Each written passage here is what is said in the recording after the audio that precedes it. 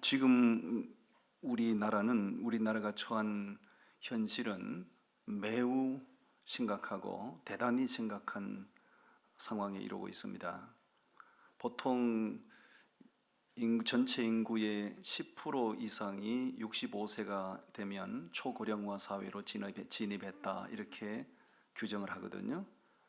그러니까 전체 인구의 10%가 65세 이상이 되면 초고령화 사회로 진입했다 이렇게 되는 거예요. 근데 우리나라는 65세 이상이 지금 25%에 육박합니다. 그러니까 초고령화 사회에 접어들었다 이렇게 보시면 돼요. 이건 보통 심각한 게 아니죠. 제가 이사 왔을 때 우리 집 뒤에 놀이터가 있어요. 놀이터에 하루 종일 아침부터 저녁까지 아이들 노는 소리가 하루 종일 들렸습니다. 창문 열면 다 소리 들리니까요. 소리는 위로 올라오잖아요. 근데 지금은 이제 13년이 지났거든요. 그때 아이들이 이제 13년 지났으니까 이미 다 청소년이 되고 청년이 됐겠죠. 하루 종일 있어도 아이들 소리 안 들립니다. 아침에 문을 열어봐도 할머니, 할아버지들이 와서 앉았다 가시고, 또 낮에든 저녁이든 그냥 꼬부러진 아주머니들 오셔서 뱅뱅뱅뱅뱅뱅 돌다가 가시고 다 그래요. 이게 보통 심각한 상황이 아니지요. 어린아이들은 보통 그 나라의 그 사회의 미래라고 말하거든요. 지금 우리나라는 저출산으로 어린아이들이 희귀적으로 지금 변해가는 심각한 상황에 도달한 겁니다. 어린아이들이 희귀족이 돼가는 거예요. 삼각형 구도를 보면 정삼각형 구도는 안정성이 있죠. 밑변이 넓기 때문에 절대 넘어질 일이 없습니다. 근데 역삼각형 구도가 되면 어떻습니까? 불안하지요? 반드시 그 옆으로 쓰러지게 돼 있어요. 지금 우리나라 인구 상황이 역삼각형 구도로 변했거든요. 그러니까 다음 세대는 급속도로 줄어들고 나이를 먹고 늙어가는 사람들은 엄청나게 많아지고 이게 역삼각형 구도가 된 거지요. 근데 이것이 얼마나 심각한지에 대한 국민들의 어떤 인식이 아직도 많이 뒤떨어지는 게 문제인 것이에요. 예수님께서는 중요한 교훈을 말씀하실 때마다 항상 어린아이들을 비유로 말씀하셨어요. 오늘 본문도 마찬가지고요. 예수님께서 그렇게도 귀하게 여기시는 어린아이들, 하나님께서 그렇게도 귀하게 여기시는 어린아이들이 우리 사회적으로 보면 점점 사라져가고 점점 희귀족이 돼가고 교회마다 유초동부 주일학교는 다 흔적 없이 사라져가는 거예요. 몇십 년 전에 유럽 교회들이 그런 걸 보면서 야, 유럽 교회들 어쩌다 저렇게 됐나 그렇게 단식했는데 그 단식이 오늘 우리의 현실이 돼버린 거죠. 이거는 보통 심각한 문제가 아니에요. 주일학교가 부흥돼야 됩니다. 할렐루야. 이제 와서 발등에 불이 떨어지니까 정부에서 극약 처방을 하고 온갖 처방전을 내놓지만은 이건 백약이 무효입니다. 지금 정부에서 내놓는 이런 처방들을 보통 지금으로부터 한 15년 전에 10년 전부터 이런 처방을 내놨어야 되는 거예요. 저는 미국에서 들어올 때부터 인구 절벽 현상에 대해서 계속 얘기하고 다녔어요. 13년 전부터. 목사님들이 아무도 인식을 못했어요. 나보고 뜬구름 잡는 얘기한다고 그러더라고요. 근데 13년 만에 우리 사회가 이렇게 심각한 상황으로 지금 변해버린 거죠. 자, 오늘 어린아이와 하나님의 나라에 대한 말씀인데 첫 번째 주제 13절 말씀인데요. 우리 13절을 같이 한번 읽어봅니다. 시작. 사람들이 예수께서 만져주심을 바라고 어린아이들을 데리고 오매 제자들이 꾸짖거늘. 사람들이 예수님께서 만져주심을 바라고 이 말씀을 현대인의 성경을 찾아봤더니 손을 얹어 축복해 주시기를 바라고 그렇게 되어 있어요. 어린 자녀를 둔 부모들이 어린아이들을 예수님께로 데리고 왔어요. 뭘 바라고 데리고 왔다고요? 축복해 주시기를 바라는 마음으로 자녀들을 예수님께로 데리고 왔다는 거죠. 이걸 보면 이게 벌써 2000년 전의 사건이잖아요. 2000년 전이나 1000년 전이나 지금이나 자식을 둔 부모의 마음은 다 한결같다. 변함이 없다는 것을 우리가 알게 되는 거예요. 만약에 그 당시에 지금처럼 카메라가 있거나 지금처럼 우리가 사는 이런 스마트폰이 있었다면 자녀들 데리고 와서 예수님하고 사진 찍느라고 정신이 없었을 거예요. 요즘 보니까 한동훈 위원장이 가는 데마다 아이들도 와서 사진 찍고 아줌마도 와서 사진 찍고 심지어는 국회의원들도 와서 사진 찍고 심지어는 그 사람이 국민의힘인데도 민주당 사람들도 와서 막 사진 찍자고 그러더라고요. 인기가 엄청나게 있는 거죠. 그 당시에 유대 나라에서 사회적으로 예수님만큼 저명한 사람, 예수님만큼 유명한 사람 없었죠. 예수님의 인기도는 상상을 초월하는 정도였죠. 그러니까 스마트폰이 있었다면 그 당시에 줄 서서 예수님하고 사진 찍고 사인 받느라고 날을 새지 않았겠냐고요. 근데 자기 자식을 축복해 주시기를 바라는 마음으로 자녀들을 예수님께로 데려왔어요. 그건 참 잘한 겁니다. 그런데 이 말씀을 곰곰이 묵상을 해보니 아쉬움이 참 많은 거예요. 왜 아쉬움이? 이 부모들의 마음, 행동이 왜 아쉬운가? 자식을 축복해 주시기를 바라는 마음으로 데리고 온 것은 이해를 하는데 그것은 예수님의 마음을 만족하게 할 수 없는 행위죠. 왜냐하면 그 아이를 데리고 온 부모님이나 부모가 데려온 아이들이나 예수님이 하나님의 아들이심을 믿고 데리고 왔더라면 얼마나 좋았을까요?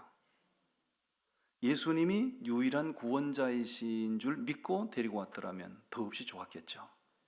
그런데 예수님 우리 아이 축복해 주세요. 우리 아이 한번 머리 만져주세요. 안수기도 한번 해주세요. 하는 마음을 가지고 데리고 온 건 이해를 하겠는데 그러면서도 그 예수님이 유일한 구원자이신 것을 알았을까요? 몰랐을까요? 몰랐던 거예요.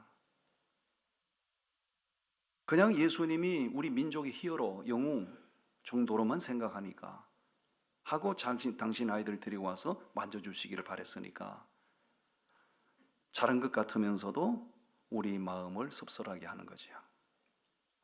이런 아이들을 데리고 온 부모들의 그 행동이, 모습이 오늘 우리에게 주는 메시지가 있어요, 없어요? 우리가 하나님 앞에 나오는 가장 큰 목적은 하나님이 우리에게 복을 주시는 분이니까 하나님 앞에 나온다면 그 신앙은 대단히 세속적인 신앙이 되는 거죠. 우리가 하나님 앞에 나오는 이유, 우리가 하나님 앞에 열광하는 이유, 그분이 창조주시니까 열광하는 거고 그분이 우리의 죄 문제를 해결하시는 분이니까 열광하는 거고 그분이 우리의 유일한 구원자시니까 그분 앞에 나오는 거고. 아멘. 부모 입장에서 자식이 복을 받고 잘되게 하는 방법이 이 부모들의 모습을 보면서 내 자식이 하나님 앞에 복을 받고 잘되게 하는 가장 현명한 방법이 뭔가를 우리는 생각하게 됩니다. 그것은 세상적인 지식으로 자꾸 아이들 단련시키고 아이들을 자꾸 애들 인성이 파괴되든 말든 상관없이 애들을 자꾸 학업에 시달리게 만들고 기계화되게 만들고 이거는 자식을 망치는 거예요. 자식을 복의 근원 되신 하나님 앞에 데리고 나오는 겁니다. 아멘. 제가 미국에서 목회할 때 저 분당에 있던 변호사 아이가 우리 집에 방학이 되면 왔어요. 방학이 되면. 그 당시에 우리 집에 그 아이가 처음에 올 때 초등학생이었지 아마. 오면 안 가려고 그래요. 한국에 안 가려고 발버둥을 쳐요. 가야 되는데 지금 방학이 끝나서 가야 되는데 죽어도 한국 가기 싫다는 거예요. 니네 부모가 한국에 있고 네가 지금 방학이 끝났으니 학교 개학이 가까웠는데 가야 되지 않겠니? 죽어도 안 간대요. 왜 안 가니? 그러더니 나 한국 가면 죽어요. 왜? 학원을 14군데 다녀야 된대. 학원을 14군데 다니는 거예요. 무슨 학원을 그렇게 많이 다니냐? 그랬더니 뭐 별의별 학원, 미술 학원에, 음악 학원에, 피아노 학원에, 무슨 학원에 학원을 14군데 다니는 거예요. 애가 완전히 이게 정서가 완전히 파괴가 되는 거예요. 그 아버지가 사회적인 레벨이 있으니까 아이를 그런 식으로 교육을 시키는 것이 자기 아이를 잘되게 하는 방법이라고 생각해서 그렇게 하겠죠? 그거는 아이를 망치는 겁니다. 여러분, 우리 사랑하는 눈에 넣어도 아프지 않는 자식을 진짜 잘되게 하는 비결은요, 하나님 앞으로 데리고 나오는 겁니다. 왜 그렇습니까? 하나님이 생사화복을 주장하시는 분이니까요. 하나님이 복의 근원이시라고요. 하나님이 생수의 원천이시라고요. 아멘. 여러분, 절대적으로 우리는 이 아이를 데리고 나온, 축복해 주시기를 바라는 마음으로 데리고 나온 이 부모들의 모습을 통해서 아쉬움은 있지요. 이분들이, 어머들, 이 부모들이 예수님이 구원자이신 걸 알고 데리고 왔더라면 얼마나 좋았을까. 예수님이 창조주 하나님이신 것을 믿고 데리고 왔더라면 얼마나 좋았을까 아쉽지만, 그래도 이 부모들의 모습을 우리는 칭찬할 수 있죠. 왜? 주님 앞에 데리고 가는 것이 자기 자식이 잘 되는 길인 걸 믿으니까요. 아멘. 절대적으로요, 우리 예수 믿는 부모들은, 자식을 둔 예수 믿는 부모들은 세상 스타일로 아이들 교육시키면 안 돼요. 하나님의 스타일로, 하나님의 방법으로, 성경 원리로 자식들을 교육을 시켜야 됩니다. 여러분, 한나가 그런 방법을 썼잖아요. 한나가 사무엘의 어머니잖아요. 그 한나가 태문이 닫혀서 임신을 못했었잖아요. 정말 서원기도, 그 눈물의 기도를 하나님 응답하셔서 아이를 낳았는데 그 아이가 사무엘이거든요. 그 한나에게 있어서 그 자식 사무엘은 귀합니까, 안 귀합니까? 귀하지요. 귀한 정도가 아니죠. 정말 눈에 넣어도 아프지 않는 자식이에요. 그 자식을 어떻게 품에서 떼놓습니까? 그 눈에 넣어도 아프지 않은 그 자를 어떻게 품에서 떼놓냐고요. 그런데 한나가 젖대자마자 뭐 했어요? 그 아들 사무엘을 어디로 데리고 갑니까? 여호와의 성전에 데리고 와서 여호와의 성전에서 자라게 하잖아요. 물론 서원 기도를 했기 때문에 그렇게 하는 것도 있지만, 한나가 그렇게 한 것은, 그렇게 하는 것이 그 귀한 아들이 잘되게 하는 진정한 비결이라는 걸 확신하니까 그렇게 하는 거예요. 그렇게 자식을 기렀을 때, 양육했을 때 그 아들 사무엘이 망했습니까? 성공했습니까?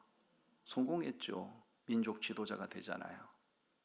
우리 이 아이를 축복해 주시기를 바라는 마음으로 예수님께 데리고 나온 이 부모들의 모습을 통해서 내 자식이 진짜 잘되게 하는 방법, 내 자식이 진짜 복받는 비결이 뭐냐? 그것은 복의 근원 되신 하나님 앞에 데리고 나오고 하나님의 방법으로 양육하는 겁니다. 아멘. 그게 어려서부터 해야 돼요. 왜? 머리가 굵어지면 부모 의도대로 되지 않습니다. 나중에 하지, 차차 하지, 그럼 기회 다 놓칩니다. 태중에 있을 때부터 그렇게 하셔야 돼요. 어려서부터 그렇게 하셔야 돼요. 아멘. 두 번째 주제입니다. 14절 말씀이거든요. 14절 말씀 우리 같이 읽겠습니다. 시작. 예수께서 보시고 노하시어 이르시되 어린아이들이 내게 오는 것을 용납하고 금하지 말라. 하나님의 나라가 이런 자의 것이니라. 그 13절 말씀 끝에 제자들이 그 부모들의 행동을 어떻게 하죠? 꾸짖습니다. 그 아이를 둔 부모들이 예수님이 우리 아이에게 만져주시기를 바라고 오니까 제자들이 그 부모들을 막 꾸짖는 거예요. 우리식으로 말하면 애들은 가라, 애들은 가라 이렇게 된 거예요. 옛날 시장에 어릴 때 보면 시장에 길거리에서 약 파는 아저씨들이 아저씨 아줌마들이 빙 둘러서서 애들이 비집고 들어오면 뭐라고 그래요? 애들은 가라, 애들은 가라. 왜 애들은 가라고 그러죠? 그건 돈이 안 되니까. 그 뭐 약 판다고 애들이 내가 그 약 살게요 할 애들이 누가 있습니까? 애들은 돈이 안 되는 거예요. 그러니까 애들은 가라 이렇게 되는 거죠. 여러분, 옛날에 80년대 한국 교회가 주일학교가 왕성한 시절이 있었거든요. 이 산창교회도 그 당시에 주일학생들이 유초등부 아이들이 대단했잖아요. 뭐 800명 모이고 뭐 1000명까지 모였다고 하잖아요. 상상이나 됩니까? 이 산창교회 이 좁은 골목에서 애들이 쫙 와서 밖에 예배당 안에 다 못 돌아서 밖에 마당에 골목에 앉혀놓고 그렇게 예배를 해드렸다는 거 아니에요. 그 당시에 80년대 90년대 초반까지만 해도 주일학교 연요 주일학교가 막 부흥될 때 한국 교회가 결정적으로 잘못한 게 하나 있어요. 그게 뭐냐면 소위 말하면 아이들은 가라. 아이들 가라 소리는 안 했지만은 아이들의 귀한 걸 그때는 잘 몰랐어요. 저는 옛날에 신학교를 졸업하고 나서 어린이 부흥사로 전국을 많이 다녀서 어린이 부흥회를 많이 다녔어요. 그 호랑이 탈을 서고 그냥 북을 둥둥 치고 골목 한 바퀴 삥 돌아오면 아이들이 수백 명이 쭉 따라 돌았다고. 예배당에 그냥 부흥회하면 아이들이 그냥 어른들 아이들이 막 가득했어요. 기도하면 아이들이 막 방언이 터지고 아이들이 막 난리가 났죠. 지금은 참 꿈 같은 얘기입니다. 그런 시대가 우리 한국교회에 다시 올까? 저는 오지 않으리라고 생각을 해요. 절대로 그런 시대는 오지 않는다고 생각해요. 그때 한국교회가 결정적으로 잘못한 게 있어요. 주일학교를 소홀히 했던 겁니다. 아이들이 얼마나 미래의 인재, 아이들이 얼마나 한국교회의 미래의 인지를 그때는 몰랐던 거예요. 아이들은 가라, 아이들은 가라. 제자들이 대단히 잘못하고 있는 거예요. 그런 제자들을 보시고 14절 말씀 보시죠. 제자들이 그 부모들을 꾸짖고 아이들을 꾸짖을 때 예수님이 그 모습을 보시고 뭐 하셨죠? 노하셨다고. 화를 내신 거예요. 제자들의 모습이 대단히 잘하는 행동이었으면 칭찬을 하셨을 텐데 제자들의 행동이 잘못됐다 이거죠. 예수님이 화를 내신 거예요. 그러시면서 예수님이 중요한 말씀 하시잖아요. 어린아이들이 오는 것을 용납하고 금하지 말라고. 왜요? 어린아이들의 하나님의 나라가 어린아이들의 것이라고요. 네. 여러분 하나님의 나라가 이런 자의 것이라고 말씀하셔서 어린아이들이 너희들이 무시하는 그 어린아이들이 하나님 나라 주인공이다 그 얘기예요. 이게 무슨 얘기예요? 그럼 어른들은 그러면 하나님 나라 주인공이 아니란 얘기인가? 그게 아니고요. 어른들은 자신도 모르게 나는 순수합니다. 나는 순수한 사람이에요. 하지만 어른들은 세상 때가 많이 묻어요. 나는 순수해요. 하지만 어쩔 수 없이 자기 속에 순수하지 못한 면들이 많이 들어와서 내 안에 자리를 잡고 있어요. 그런데 어린아이들은 육체적인 연령은 낮지만 아이들은 대단히 깨끗하고 아이들은 순수한 거예요. 하나님의 나라가 이런 자의 것이라고 말씀하신 것은 너희들은 세상 때가 많이 묻었잖아. 너는 신체 연령은 어른이 됐지만 너희들은 순수하지 못하잖아. 너희들이 꾸짖고 무시하는 이 아이들은 육체 연령은 어리지만 순수하잖아. 그러니까 하나님의 이들이 바로 하나님 나라 주인공이라고 말씀하시는 거예요. 이해가 되십니까? 하나님 나라가 이런 자의 것이라고 하신 말씀이 그거예요. 어린아이처럼 영적으로 순수한 믿음을 가진 사람이 하나님의 나라를 얻을 수 있는 거예요. 아멘. 신앙생활이 연식이 오래되다 보면 나도 모르게 순수성이 다 빠져나가 버려요. 내 안에 남는 것은 의식과 형식만 남는 거예요.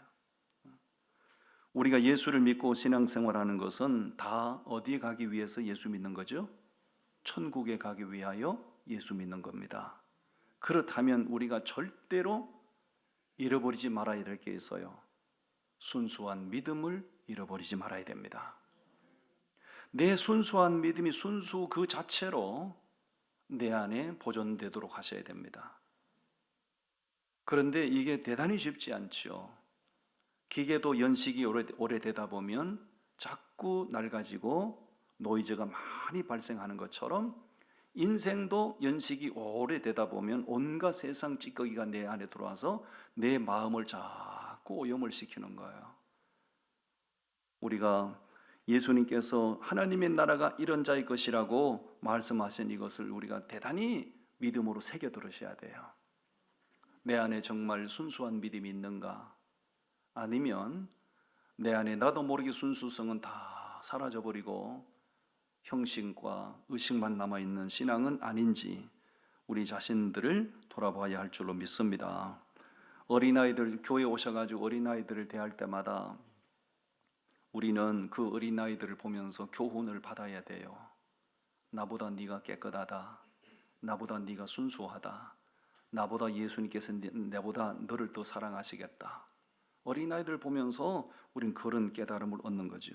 왜? 하나님의 나라가 그런 자의 것이니까요. 하나님의 나라는 직장, 일반 회사는요, 군대 조직도 마찬가지예요. 군대는 유능하든 무능하든 상관없이 연식이 오래되면 높은 계급장을 붙여주는 거예요. 일반 사회도 거의 그렇지요. 오래 그 직장에 근무하다 보면 직급이 자꾸 올라가는 거예요. 그러나 하나님의 나라는 그런 게 아닙니다. 하나님의 나라는 어린아이처럼 깨끗하고 순수한 믿음을 가진 사람의 것입니다. 아멘. 하나님의 나라 주인이 그런 어린아이들이라고요. 우리가 하나님 나라 주인으로 살다가 때가 되면 하나님의 나라 유업으로 받을 수 있어야 됩니다. 아멘. 마지막 세 번째입니다. 15절 말씀인데 15절 같이 봉독하시겠습니다. 내가 진실로 너희에게 이르노니 누구든지 하나님의 나라를 어린아이와 같이 받들지 않는 자는 결단코 그곳에 들어가지 못하리라 하시고. 아멘. 자, 이 땅에서 잘 되는 것은 중요해요, 중요하지 않아요? 이 땅에서 잘 되는 거 필요해요, 안 필요해요? 좀에 필요합니까? 많이 필요합니까? 억수로 필요합니다.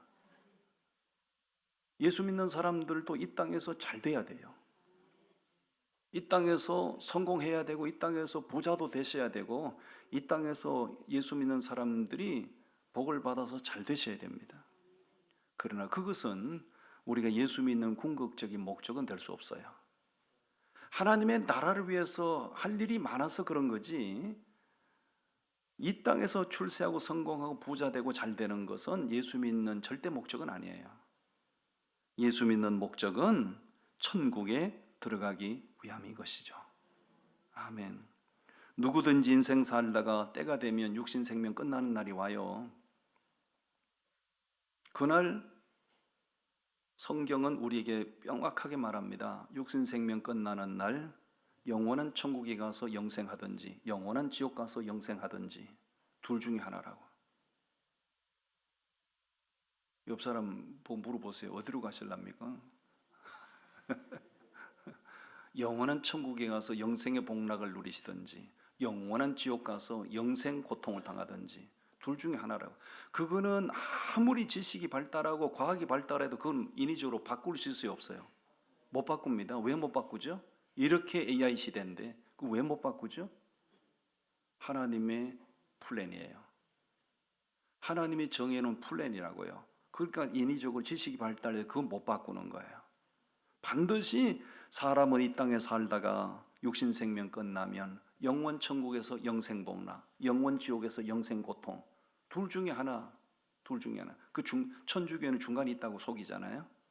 천주교는 영원한 천국, 영원한 지옥 사이에 중간 지대가 있다고 가르치잖아요. 우리 속이는 겁니다. 속이는 거예요. 절대 그럴 수 없어. 성경 그렇게 말하지 않아요. 천국에서 영생의 복락을 누리는 방법이 뭐예요? 어린아이처럼 순수한 마음으로 예수 믿으셔야 돼요. 그리고 그 믿음을 끝까지 잘 유지하셔야 돼요. 아멘.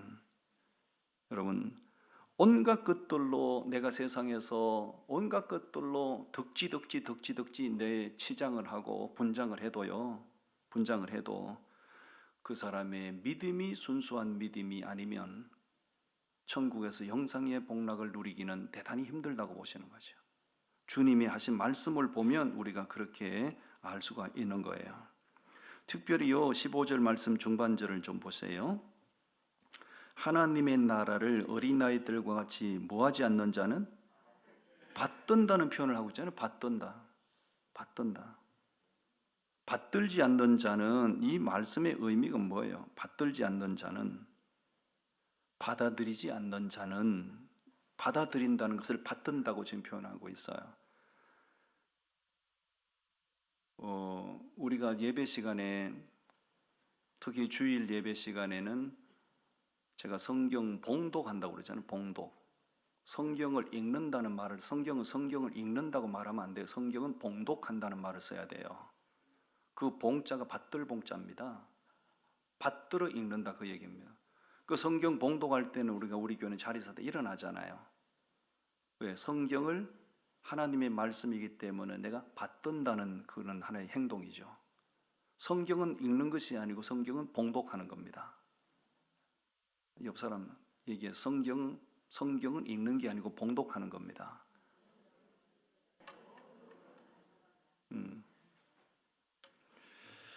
받들지 않는 자는 거기에 들어갈 수 없다고 말씀하셨어요. 성경을 받드는 것이 성경에 대한 그런 그 경외심이 없으면 성경을 받드는 게 돼요, 안 돼요? 안 된다고요. 성경에 대한 경외심을 가진 사람이 성경을 받들어 읽는 거예요. 예. 이렇게 제가 여러 차례 설명을 한 적이 있어요. 태초에 하나님이 말씀으로 계셨어요. 아멘이시죠? 태초에 하나님이 말씀으로 계셨어요. 태초에 말씀으로 계시던 하나님이 육신을 입고 우리 가운데 오셨어요. 그분이 누구시죠? 예수님이세요. 태초에 말씀으로 계시던 하나님이 기록된 말씀, 성문화된 기록된 말씀으로 우리에게 주셨어요. 그게 뭐죠? 성경입니다. 성경. 그럼 이렇게 생각해 보십시다. 태초에 말씀으로 계시던 하나님이 육신을 입고 오신 분이 예수님이신데, 그 예수님이 우리 교회로 오시든가 예수님이 여러분 집을 가시면 여러분의 행동이 어떻게 되죠? 아무 관심 없습니까? 육신을 입고 오신 예수님이 여러분 일터를 찾아가시든지 여러분 집안을 방문하시면 여러분이 어떻게 대하시겠어요?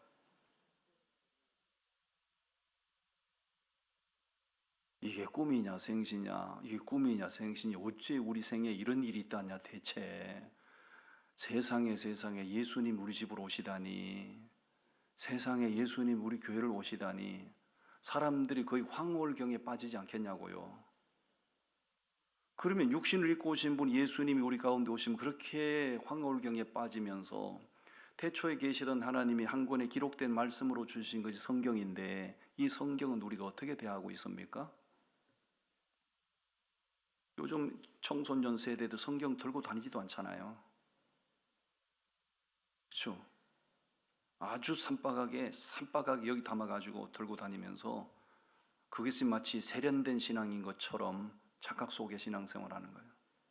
여러분, 신앙생활을 제대로 하시려면요, 성문화 시켜서 우리에게 주신 이 기록 성경을 내 몸에 붙이는 것부터 하셔야 돼요. 아멘.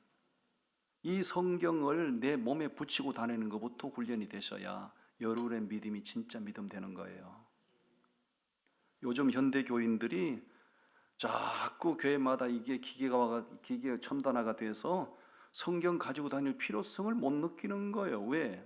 이 스크린으로 다 띄워주고 빈손으로 달랑달랑 가서 아주 산박하게 필요한 성경 자막 다 띄워주고 그거 확 보면서 읽으면 되고, 이 스크린이 발달하면서부터 한국교회 신앙은 망조가 들기 시작한 거예요. 그때는 한국교회 예배가, 이 스크린이 영상 예배가 막 처음에 나왔을 때 막 한국교회가 막 열광을 했죠. 그런데 영상 예배가 이렇게 보편화되면서부터 한국교회 성도들의 신앙은 황폐화되기 시작해. 신기하죠. 신앙은 기록으로 주신 이 말씀을 내 몸에 붙이고 다니고, 이 말씀을 익숙하게 될 때, 이 말씀을 받던 마음이 내게 있을 때 내 믿음이 순수한 믿음으로, 내 믿음이 진짜 믿음 되는 거예요. 아멘.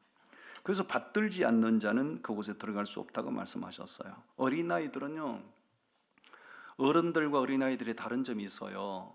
어른들은 누가 무슨 말을 할 때 속으로 자꾸 평가를 하고 판단합니다. 저게 저 사람이 무슨 의도로 저런 말을 하지? 저 사람의 저게 생각이 뭘까? 저걸 내가 하면 어떻게 될까? 머릿속으로 막 이게 계산이 막 돌아가요. 아이들은 그렇지 않습니다. 아이들은 대단히 순수합니다. 물론 한국교 아이들은 발랑 까져가지고 안 그렇습니다. 한국의 그 유치원 아이들의 그 유치원 아이들, 전 미국 살다 왔기 때문에 알잖아요. 미국은 그 하이스쿨 고등학교 3학년이 돼도요, 한국이 유치원 아이들보다 더 순수합니다. 진짜 순수합니다. 미국 아이들은 정말로 순수해요. 물론 100%다 그런 건 아니지만 거의 8, 90%는 다 순수해요. 그만큼 아이들 순박하다고요. 한국은 너무 아이들 어릴 때부터 막 영상을 막 애들한테 보여줘가지고요, 아이들이 막 이걸 가지고 놀잖아요. 아이들 영혼을 다 망치는 거예요.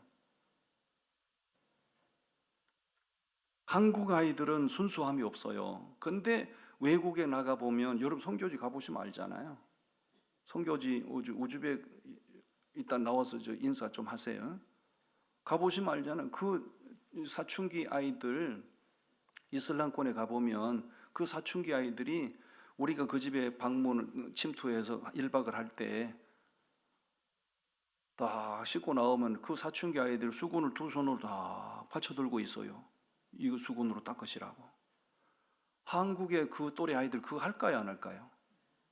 때려주기도 안 합니다. 한국 아이들은 때려주기도 안 합니다. 그만큼 이슬람권에 가보면 아이들이 순수합니다. 유럽에 가봐도 그렇고 미국에 가봐도 아이들이 너무너무 순수해요. 여러분, 순수해야 하나님의 말씀을 받들 수가 있어요. 아무리 어른이 돼도 마음의 순수성을 잃어버리면 자꾸 판단을 하는 거죠. 자꾸 머릿속으로 자기 나름대로 옳으냐 그런 자기 판단을 자꾸 한다고요. 근데 어른이 되더라도 바탕이 순수한 사람은 받들 수가 있어요. 여러분, 하나님도 받드는 분이 되게 되고 말씀도 받들어 읽으셔야 돼요. 할렐루야. 받들기 위해서는 어떻게 돼요?